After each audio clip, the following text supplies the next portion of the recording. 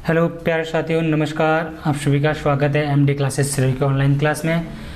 दोस्तों, हम आज राजस्थान जीके से एक टेस्ट सीरीज लेके आए। इस टेस्ट सीरीज में आपके टेस्ट सीरीज में मुख्य रूप से 50 की क्वेश्चन टेस्ट सीरीज रहेगी। तो सभी दोस्तों से निवेदन है कि एक बार वीडियो को ज़्यादा से ज़्यादा शेयर कर दीजिए ताकि अन्य दोस्त भी इस टेस्ट सीरीज को देने के लिए जुड़ जाए। तो साथियों, यह टेस्ट सीरीज आपके आने वाली एग्जामों के लिए बहुत ही महत्वपूर्ण टेस्ट सीरीज रहेगी। तो दोस्तों, बढ़ते हैं अब अपन टेस्ट सीरीज की ओर। आज की टेस्ट सीरीज का पहला क्वेश्चन दोस्तों आपके सामने पहला क्वेश्चन है। 1857 के विद्रोह के समय, साथियों 1857 के विद्रोह के समय राजस्थान में अंग्रेजी सिपाहियों की कुल कितनी टुकड़ियां थी तैनात थी? तो साथियों आपके सामने ऑप्शन है 10, 5, इनमें से कोई नहीं, एक भी नहीं या 15। तो दोस्तों जल्दी से जल्दी कमेंट सेक्शन में अपना आंसर दीजिए। तो दोस्तों इसका राइट आंसर बनता है एक भी नहीं। साथ ही इसका राइट आंसर बनता है ऑप्शन नंबर सी, इसका राइट आंसर बनता है एक भी नहीं थी। 1857 की क्रांति के समय राजस्थान में एक भी अंग्रेजी सिपाहियों की टुकड़ी नहीं तैनात नहीं थी। इसका राइट आंसर बनता है ऑप्शन नंबर सी। तो साथियों थोड़ी अपन 1857 की क्रांति की बात करते हैं। तो 1857 की क्रांति अगर राजस्थान में प्रारंभ हुई तो वो हुई थी नसीराबाद से। साथियों आपको याद रखना है कि नसीराबाद से 1857 की क्रांति का प्रारंभ हुआ था साथियों। तो आपको ये याद रखना। और ये हुआ था 28 मई को प्रारंभ हुआ था साथियों। और अगर क्रांति के प्रारंभ तिथि माने तो ये प्रारंभ तिथि हो गई थी 10 मई से आपकी प्रारंभ तिथि होगी। तो और ये मेरठ से हुई। तो आपको याद रखना है साथियों कि क्रांति का प्रारंभ 10 मई से हुआ था। और राजस्थान में इस क्रांति का प्रारंभ नसीराबाद और नसीराबाद अजमेर में स्थित है साथियों।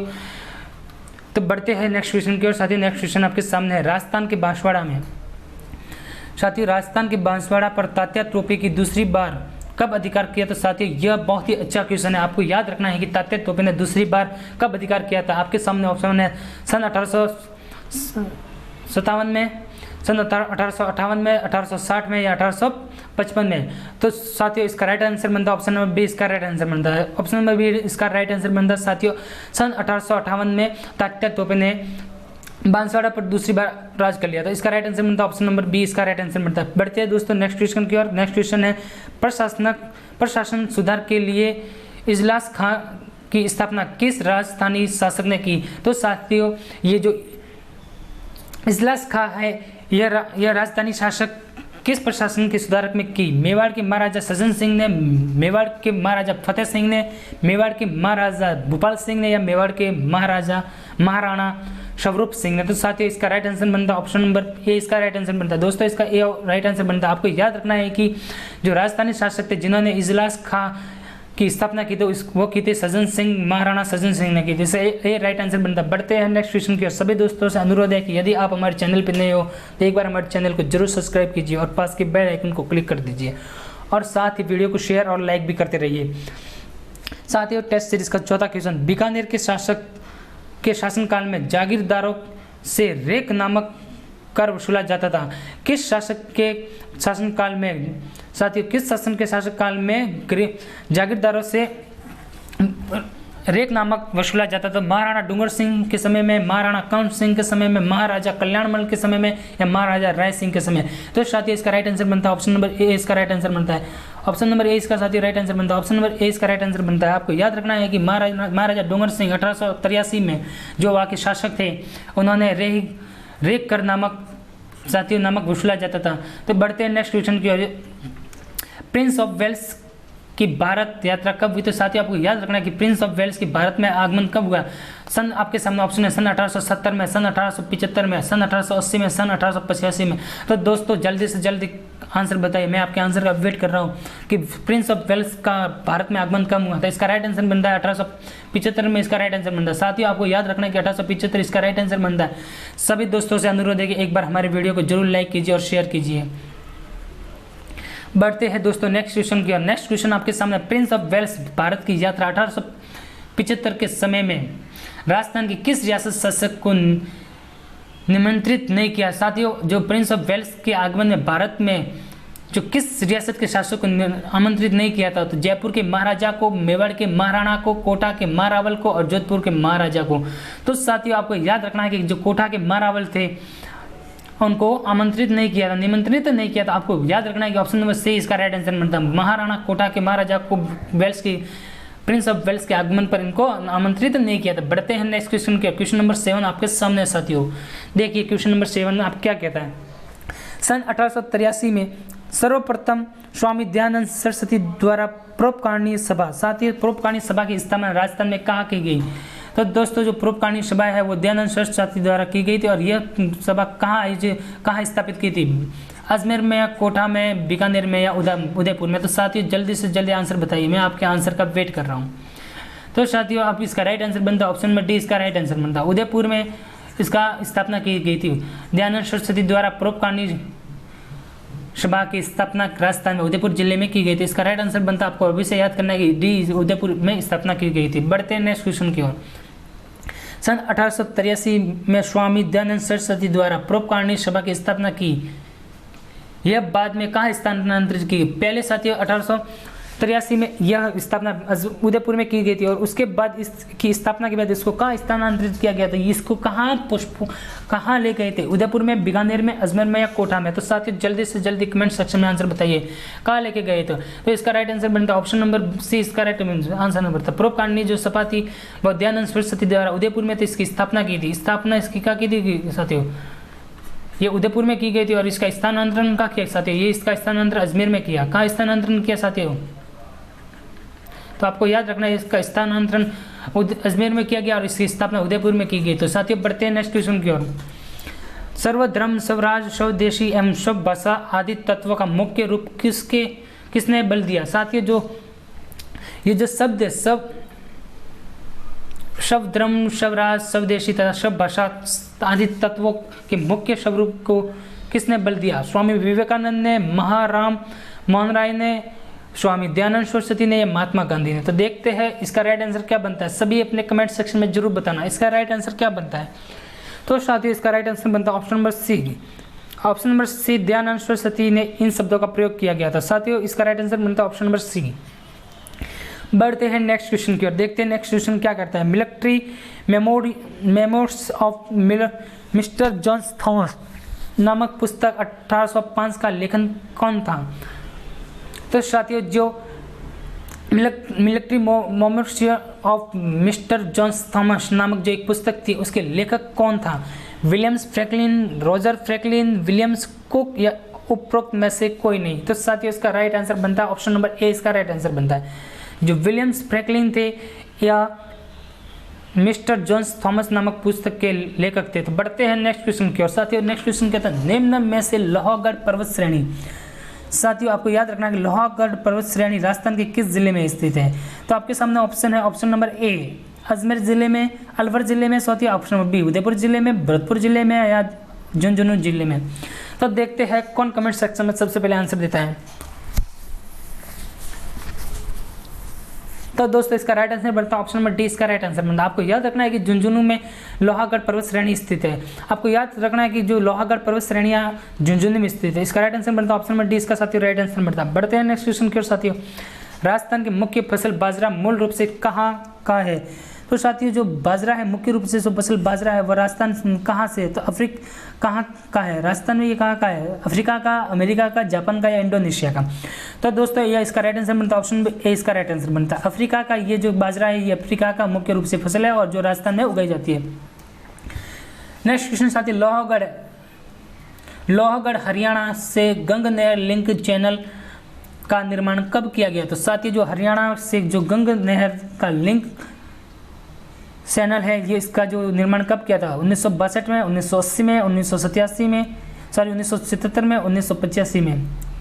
तो साथ ही इसका राइट आंसर बनता है ऑप्शन नंबर बी, इसका राइट आंसर बनता है। आपको याद रखना है कि 1980 में गंग नहर लिंक का जो लोहागढ़ हरियाणा से इसका निर्माण किया गया था। इसका ऑप्शन नंबर बी इसका राइट आंसर बनता है। साथ ही आपको याद रखना है ऑप्शन नंबर बी इसका राइट आंसर बनता है। बढ़ते हैं नेक्स्ट क्वेश्चन की ओर। राजस्थान 3077 किसकी उत्तम किस्म है। साथ ही आपको ये जो राजस्थान में जो 3077 किस फसल की किस्म है, बाजरा की, गेहूं की, मोट की या जवार की। देखते हैं किसका राइट आंसर कमेंट सेक्शन में पहले आता है। जल्दी से जल्दी कमेंट सेक्शन में अपना आंसर बताइए दोस्तों। तो इसका राइट आंसर बनता है साथियों यह एक गेहूं की किस्म है। साथियों 3077 ये गेहूं की किस्म। आपको याद रखना है कि गेहूं की जैसे जैसे 1208 भी गेहूं की किस्म होती है, इसी तरह ये भी एक गेहूं की किस्म है। तो बढ़ते हैं नेक्स्ट क्वेश्चन की ओर। नेक्स्ट क्वेश्चन साथी आपके सामने है क्वेश्चन नंबर 15। राजस्थान में 3077 किस्म गेहूं के सामान्य गेहूं के कितने प्रतिशत अधिक प्रोटीन पाया जाता है। साथ ही जो ये 3077 गेहूं की किस्में है और इस गेहूं की किस्म में सामान्यतः गेहूं होती है, जो साधारण गेहूं होते हैं, उससे कितना ज़्यादा प्रोटीन पाया जाता है। 20%, 18%, 13% या 8%। देखते हैं जल्द से पहले कौन कमेंट सेक्शन में आंसर देता है। जल्दी से जल्दी कमेंट सेक्शन में आंसर बताइए दोस्तों, जल्दी से जल्दी। तो दोस्तों इसका राइट आंसर बनता है ऑप्शन नंबर सी, इसका राइट आंसर बनता है ऑप्शन नंबर सी, इसका राइट आंसर बनता है। साथियों आपको याद रखना है कि 13% इस जो 3077 में 13% सबसे ज़्यादा प्रोटीन पाया जाता है, सामान्य गेहूं से 13%। तो आपको याद रखना, अभी से याद कर लेना, 13% इसका राइट आंसर है। बढ़ते हैं नेक्स्ट क्वेश्चन की ओर। निम्न में से रेड डेन है। साथ ही निम्न में से रेड डेन क्या है, आपको याद रखना कि रेड डेन क्या है। तो ऑप्शन नंबर आपके सामने गाय की एक नस्ल है, भैंस की एक विदेशी नस्ल है, बाजरा की एक उत्तम किस्म है या गेहूं की उत्तम किस्म है। तो दोस्तों ये रेड डेन नामक ये गाय की एक विदेशी किस्म है। आपको याद रखना है कि जो रेड है वो गाय की एक विदेशी नस्ल है। तो ऑप्शन नंबर ए इसका राइट आंसर बनता है। अभी से आपको याद कर लेना चाहिए option number A. Option number A इसका राइट आंसर बनता है। ये क्या गाय की एक विदेशी नस्ल, ये रेड डेन, रेड डेन इस गाय की एक नस्ल। बढ़ते हैं नेक्स्ट क्वेश्चन के साथियों। क्वेश्चन नंबर 17 आपके सामने है। आइबोमिक्स साथियों आइबोमिक्स नामक रासायनिक मिश्रण को बनाने वाली काजरी के वैज्ञानिक का क्या नाम है। तो साथियों आपको याद रखना है कि जो आइबोमिक्स नामक एक रासायनिक मिश्रण है, इसको बनाने वाली जो काजरी है, वैज्ञानिक का क्या नाम है। डॉक्टर मोहम्मद सफरुद्दीन खान, डॉक्टर मोहम्मद इस्माइल या डॉक्टर केशवानंद। तो इसका राइट आंसर बनता है ऑप्शन नंबर बी, इसका राइट आंसर बनता है। साथ ही ऑप्शन नंबर बी इसका राइट आंसर बनता है। आपको याद रखना है कि डॉक्टर मोहम्मद सफरुद्दीन खान ने जो आइसोबोमिक्स नामक रसायन का मिश्रण बनाया, जो काजरी के वैज्ञानिक थे। तो ऑप्शन नंबर बी आपको याद रखना है। बढ़ते हैं नेक्स्ट क्वेश्चन की ओर साथियों। सन 1999 में प्रारंभ गांवों में कंपोस्ट खाद बनाने के संबंधित योजना का नाम है। साथियों 1999 में एक कंपोस्ट खाद बनाने की एक योजना का प्रारंभ हुआ था और यह योजना किस नाम से थी। देसी खाद योजना, कंपोस्ट खाद योजना, निर्मम ग्राम योजना या ग्राम उर्वरक योजना। तो देखते हैं इसकी राइट आंसर कौन पहले बताता है। जल्दी से जल्दी कमेंट सेक्शन में आंसर बताइए, मैं आपके आंसर का वेट कर रहा हूँ साथियों। तो इसका राइट आंसर बनता है ऑप्शन नंबर सी, इसका राइट आंसर बनता है। साथियों इसका ऑप्शन नंबर सी इसका राइट आंसर। आपको याद रखना है कि निर्मम ग्राम योजना इसका राइट आंसर है। बढ़ते हैं नेक्स्ट क्वेश्चन की ओर साथियों। इसका नेक्स्ट क्वेश्चन है ऑप्शन 19, मस्सी नामक रोग किस फसल का। साथियों आपको याद रखना है कि ये मस्सी नाम सबसे बेस्ट क्वेश्चन, बहुत ही बढ़िया क्वेश्चन है साथियों। कि मस्सी नामक रोग किस फसल का है, जौ का, अफीम का, ज्वार का या मोट का। तो इसका राइट आंसर बनता है साथियों ये रोग अफीम का है। जो मस्सी नामक रोग होता है ये अफीम का है। तो आपको अभी से याद कर लेना है कि अफीम का ये प्रमुख रोग है। तो बढ़ते हैं नेक्स्ट क्वेश्चन की ओर। सभी दोस्तों से अनुरोध है कि एक बार हमारी वीडियो को जरूर लाइक कीजिए और ज़्यादा से ज़्यादा शेयर कीजिए, और हमारे चैनल पर नए हो तो हमारे चैनल को एक बार जरूर सब्सक्राइब कीजिए और पास के बेल आइकन पर क्लिक कर दीजिए। मुर्रा नामक नस्ल किस भैंस के मूल। साथियों मुर्रा नामक नस्ल की भैंस का मूल स्थान कहाँ पर है। तो साथियों जो मुर्रा नामक भैंस होती है, जो मुर्रा नामक भैंस की नस्ल होती है, यह राष्ट्रीय कहाँ की नस्ल है। पाकिस्तान की, अफगानिस्तान की, अमेरिका की या जापान की। तो देखते हैं इसका राइट आंसर कौन बताता है। जल्दी से जल्दी इसका राइट आंसर बताइए साथियों। तो ये मुर्रा नामक साथियों भैंस की नस्ल ये मूल रूप से पाकिस्तान की है। आपको याद रखना है कि मुर्रा नामक जो भैंस की नस्ल है ये पाकिस्तान से मूल नस्ल है। तो इसका राइट आंसर बनता है ऑप्शन नंबर ए, इसका राइट आंसर साथियों बनता है ऑप्शन नंबर ए, इसका राइट आंसर। बढ़ते हैं नेक्स्ट क्वेश्चन की ओर साथियों। राजस्थानी भाषा साहित्य, वीर साहित्य। दोस्तों वीर साहित्य संसार के साहित्यों का एक निराला स्थान है। यह कथन किस महापुरुष का है। साथियों जो राजस्थानी भाषा साहित्य, वीर साहित्य जो संसार में एक बहुत ही इंपॉर्टेंट साहित्य है, तो इसका कथन यह किसका कथन है। महात्मा गांधी का, सरदार पटेल का, तात्या तोपे का या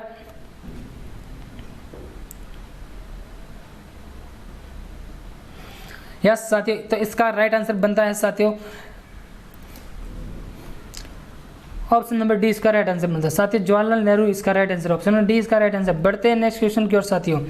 डिंगल भाषा का प्रयोग सबसे पहले किस ग्रंथ में किया। साथियों बहुत ही बढ़िया क्वेश्चन है। डिंगल भाषा का प्रयोग सबसे पहले किस ग्रंथ में किया गया। डिंगल शिरोमणि, महर्षि नैन्सी रिख्याल, महर्षि नैन्सी रिख्याल, पिंगल शिरोमणि या अष्टाध्याय। तो इसका राइट आंसर बनता है साथियों पिंगल। पिंगल जो जाट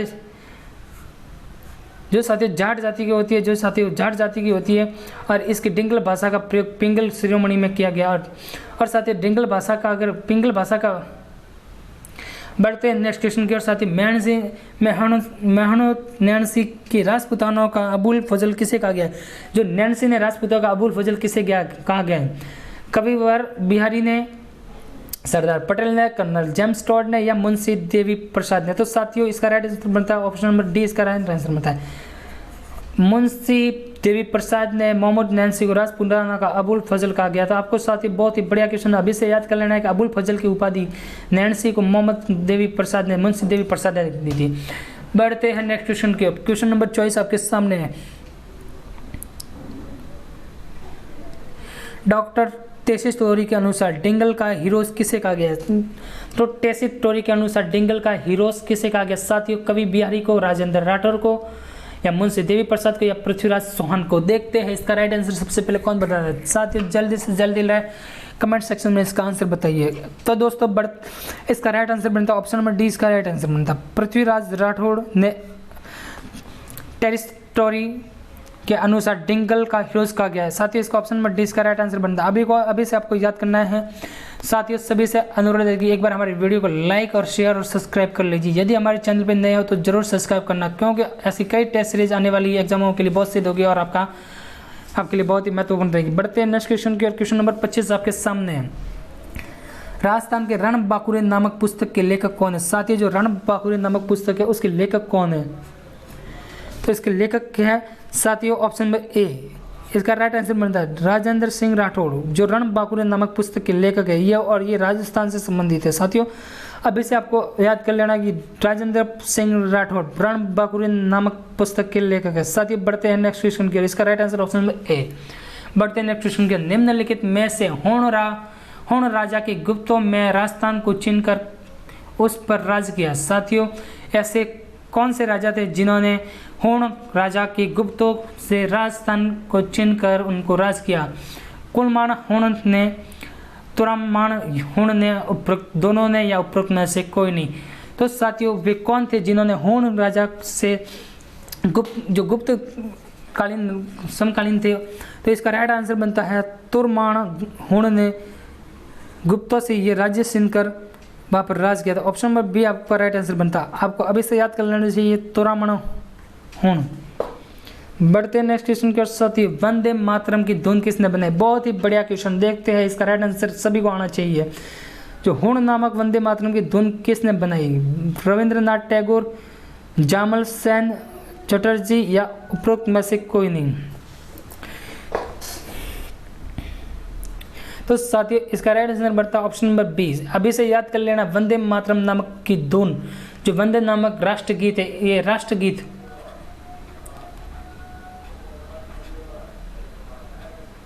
साथियों राष्ट्रगीत की जो धुन है वो जामल सेन ने बनाई। तो अभी से याद कर लेना जामल सिंह इसका राइट आंसर बनता है। बढ़ते हैं नेक्स्ट क्वेश्चन के। बागड़ में श्री कृष्ण का अवतार किस संत को माना गया? बहुत ही बढ़िया क्वेश्चन, कई बार एग्जाम में पूछा गया। साथियों अभी से याद कर लेना कि जो बागड़ क्षेत्र के श्री कृष्ण का अवतार किस संत को माना गया?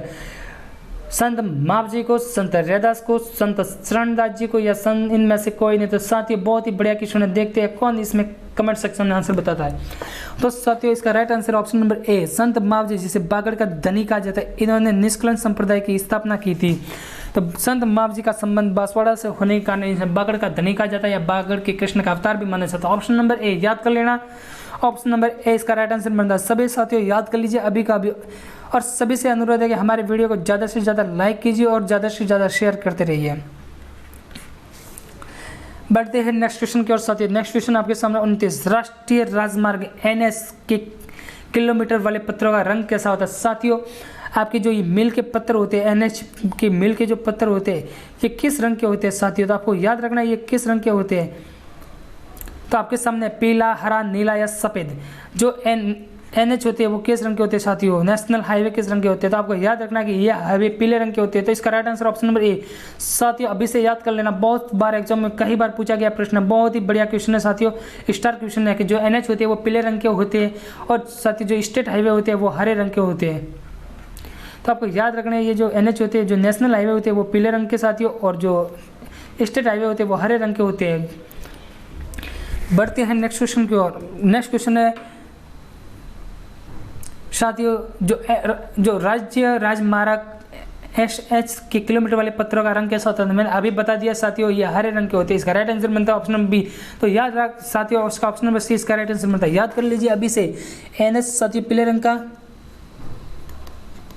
साथियों NH पीले रंग का और स्टेट हाईवे साथियों हरे रंग का है। तो आपको याद कर लेना चाहिए इन दोनों को, बहुत ही बार एग्जाम में पूछा गया है। स्टेट हाईवे हरे रंग का और NH हाईवे पीले रंग का। बढ़ते हैं नेक्स्ट क्वेश्चन की ओर।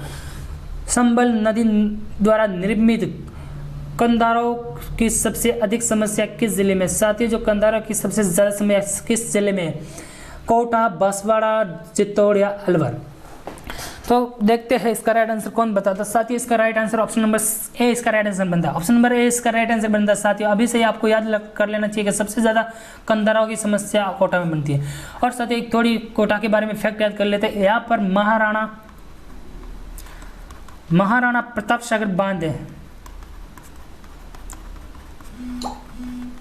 आपको याद करना है कि महाराणा प्रताप सागर बांध यहाँ पर अवस्थित है। यह राजस्थान का सबसे ऊंचा बांध है। राजस्थान का सबसे ऊंचा बांध है। आपको याद रखना है कि राजस्थान का सबसे ऊंचा बांध है महाराणा प्रताप बांध है, जो 81 मीटर है।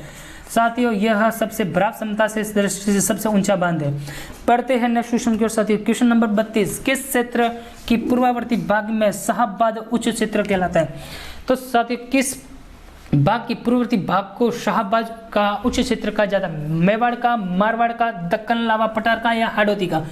तो जल्दी से जल्दी कमेंट सेक्शन में इसका आंसर बताइए। तो साथियों इसका राइट आंसर बनता है ऑप्शन नंबर डी इसका राइट आंसर बनता है। दोस्तों ऑप्शन नंबर डी इसका राइट आंसर बनता है। हाड़ौती क्षेत्र हाड़ौती के भाग को शाहाबाद उच्च क्षेत्र कहा जाता है। ऑप्शन नंबर डी इसका राइट आंसर साथियों अभी से याद करें, ऑप्शन नंबर डी इसका राइट आंसर है। बढ़ते हैं नेक्स्ट क्वेश्चन की ओर। Next question 33 question. राजस्थान का कौन सा जिला युग्म बादाम उपज के लिए सर्वाधिक उपयुक्त है? साथियों जो राजस्थान में सबसे ज़्यादा बादाम का उत्पादन कौन से जिले में होता है? कोटा, भरतपुर, सिरोही, उदयपुर डूंगरपुर या सिरोही बांसवाड़ा? तो देखते हैं इसका राइट आंसर क्या आता है। जल्दी से जल्दी जरूर बताना साथियों कमेंट सेक्शन में इसका राइट आंसर क्या है। तो साथियों इसका राइट आंसर बनता है ऑप्शन नंबर डी इसका राइट आंसर बनता है। सभी को याद कर लेना, अभी से याद कर लीजिए कि राजस्थान में जो साथियों जो राजस्थान में ऑप्शन नंबर डी सिरोही और बांसवाड़ा में बादाम का उत्पादन सर्वाधिक उपयुक्त मानी गई है। ऑप्शन नंबर डी इसका राइट आंसर बनता है। साथियों अभी से याद कर लेना, बादाम का उत्पादन सिरोही और बांसवाड़ा में बहुत ही उपयुक्त माना गया। बढ़ते हैं नेक्स्ट क्वेश्चन के। अफीम कॉरिडोर के लिए विख्यात भवानी मंडी किस जिले में है? जो साथियों अफीम कॉरिडोर के लिए विख्यात मंडी है जो भवानी मंडी के नाम से जानी जाती है, और ये किस जिले में है? झालावाड़ में, कोटा में, बूंदी या उदयपुर में? तो दोस्तों जल्दी से जल्दी कमेंट सेक्शन में अपना आंसर जरूर बताना। तो साथियों इसका राइट आंसर बनता है जो भवानी मंडी है जो अफीम कॉरिडोर के लिए प्रसिद्ध है, यह झालावाड़ में स्थित है। तो इसका right answer option number D इसका राइट आंसर बनता है। अभी से याद कर लेना साथियों, ऑप्शन नंबर ए झालावाड़ इसका राइट आंसर बनता है साथियों।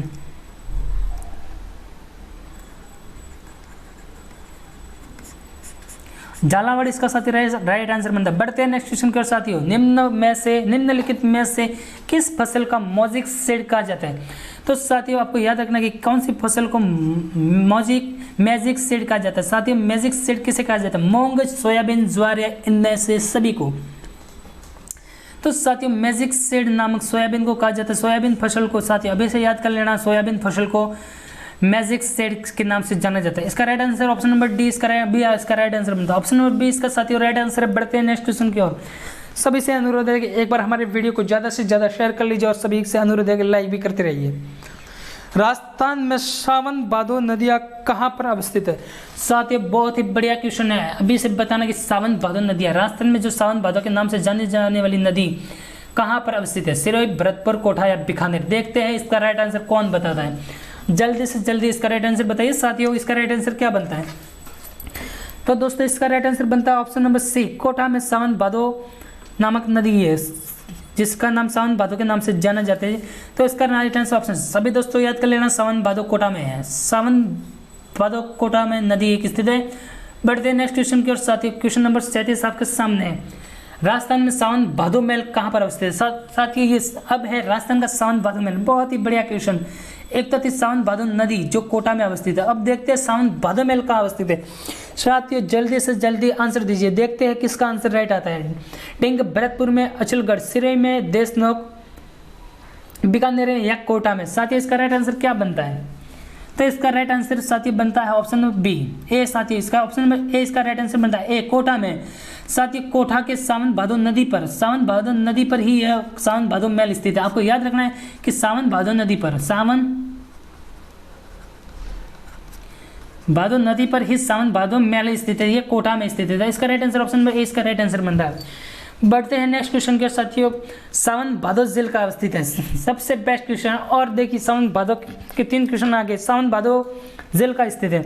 तो साथियों सावन भादो नदी कोटा में, सावन भादो महल कोटा में। तो देखते हैं सावन भादो जिले का अवस्थित है अचलगढ़ दुर्ग, सिरोही में, चित्तौड़गढ़ में, कुंभलगढ़ दुर्ग, राजसमंद में या बालागढ़ दुर्ग, अलवर में। तो इसका राइट आंसर बनता है साथियों ऑप्शन नंबर ए, अचलगढ़ दुर्ग, सिरोही में। साथियों बहुत ही बढ़िया क्वेश्चन है, आपको अभी से याद कर लेना चाहिए। ऑप्शन नंबर ए इसका राइट आंसर है, सभी को याद कर लेना चाहिए, यही याद कर लेना चाहिए साथियों। Option number A, option number A इसका राइट आंसर बनता है। सावन भादो जिले अचलगढ़ दुर्ग, सिरोही में अवस्थित है। तो बढ़ते हैं नेक्स्ट क्वेश्चन की ओर। सभी साथियों से अनुरोध है कि यदि हमारे चैनल पर नए हो तो हमारे चैनल को जरूर सब्सक्राइब कीजिए और पास के बेल आइकन पर क्लिक कर दीजिए।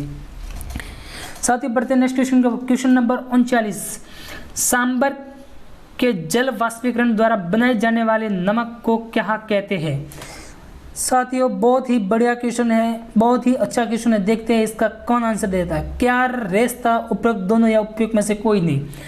तो साथियों जो सांबर में जो नमक बनाया जाता है वाष्पीकरण विधि द्वारा, वह नमक कौन सा होता है? तो साथियों आपको याद रखना कि क्यार विधि द्वारा, क्यारी विधि द्वारा साथियों ये नमक बनाया जाता है। यह भारत का दूसरा उत्पादन की दृष्टि से दूसरा स्थान, राजस्थान में पहला स्थान है। और साथ ही यहाँ पर 7.8% नमक उत्पादन होता है और यह सांबर जिले जयपुर में स्थित है। साथ ही याद रखना है कि सांबर जिले का अवस्थित है, ये जयपुर में स्थित है और जयपुर में फुलेरा नामक कौन सा स्थान नमक फुलेरा नामक स्थान पर स्थित है। बढ़ते हैं नेक्स्ट क्वेश्चन के साथियों। वायु परिवहन का राष्ट्रीयकरण कब किया गया? बहुत ही बढ़िया क्वेश्चन साथियों। देखते हैं इसका राइट आंसर कौन देता है। वायु परिवहन का राष्ट्रीयकरण साथियों कब किया गया? अगस्त 1556 को, अगस्त 1555 को, 26 जनवरी 1950 को, 1 अगस्त 1953 को। इसका राइट आंसर बनता है साथियों ऑप्शन नंबर डी। जो वायु परिवहन का राष्ट्रीयकरण साथियों अगस्त 1953 को हुआ था। इसका ऑप्शन नंबर डी इसका राइट आंसर बनता है साथियों। अभी से याद कर लेना चाहिए, बहुत ही बढ़िया क्वेश्चन है। बढ़ते हैं नेक्स्ट क्वेश्चन की ओर साथियों। क्वेश्चन नंबर 41, कौन सा अभ्यारण्य पूर्ण रूप से प्रदूषण रहित है? साथियों कई बार एग्जाम में पूछा गया कि ऐसा कौन सा अभ्यारण्य है जहाँ पर बिल्कुल प्रदूषण नहीं होता, पूर्ण रूप से प्रदूषण रहित है? जुमावरामगढ़ अभ्यारण्य, ज्वार सागर अभ्यारण्य, सीता माता अभ्यारण्य या आबू अभ्यारण्य। तो देखते हैं इसका राइट आंसर कौन देता है। तो साथियों इसका right answer option number A, जो ज्वार सागर अभ्यारण्य है, ये साथियों पूर्ण रूप से पर्यावरण प्रदूषण रहित है। ऑप्शन नंबर बी बहुत ही बढ़िया क्वेश्चन है साथियों, अभी से याद कर लेना राइट है। इसका आंसर ज्वार सागर।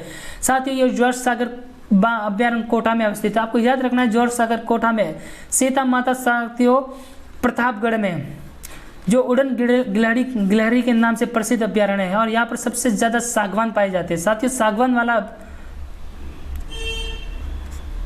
इसी तरह आबू अभ्यारण्य साथियों सिरोही में, जहाँ पर जंगली भेड़िए बहुत ही ज़्यादा प्रसिद्ध है। बढ़ते हैं नेक्स्ट क्वेश्चन की ओर साथियों। नेक्स्ट क्वेश्चन है वल्लभ संप्रदाय के लोग ईश्वर कृपा को क्या कहते हैं? साथियों बहुत ही बढ़िया क्वेश्चन।